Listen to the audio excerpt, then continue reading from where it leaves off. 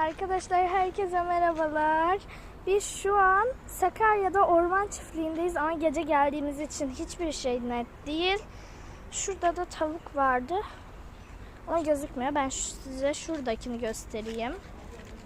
Evet, yürüyor. Arkada da tavşanlar var ama onlar da yuvalarına girmiş. O yüzden gece gelmemiz hiç iyi olmadı. Evet, şöyle.